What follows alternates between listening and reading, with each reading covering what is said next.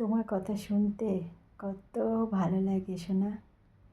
তোমার দুজন ভক্ত এসেছিল, তুমি তো সেটা দেখলে, তোমাকে দর্শন করতে এসেছিল।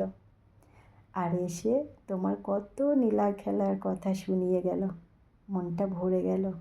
কি ভালো লাগছিল যখন উনি ওই কথাগুলো বলছিল, ভীষণ ভালো লাগছিল। জানার তো কোনো শেষ নেই। আর আমি তো কিছুই জানি না, আমি কিছুই বুঝি না, শুধুমাত্র তোমাকে ভালোবাসতেই জানি, এইটুকুই বুঝি। তার বাইরে আমি কিছু বুঝি না, আমার ততটা জ্ঞান নেই। তবে জ্ঞান তো নিতেই হয়, ওই জন্য বলে সাধুসঙ্গ করতে। সাধুসঙ্গ করলে শুধু তোমারই আলোচনা হয়, আর তোমার সেই আলোচনা কত মধুর লাগে, কত মধুর, কত অজানা, কত কিছু আছে যেগুলো জানিই না, আর সেইগুলো শোনা যায়, সেগুলো শুনতে কত ভালোও লাগে।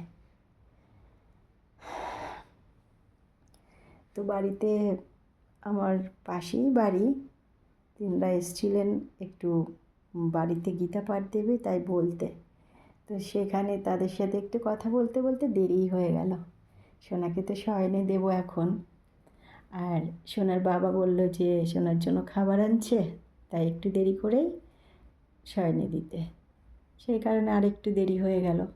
এখন সোনাকে দেবো শয়নে। আর সোনার দোলনাটাতে দেখুন কি সুন্দর সাজানো রয়েছে। হচ্ছেই না যে সোনাকে একটু দোল খাওয়াবো, সেটা মানে করেই পারছি না টাইম করে।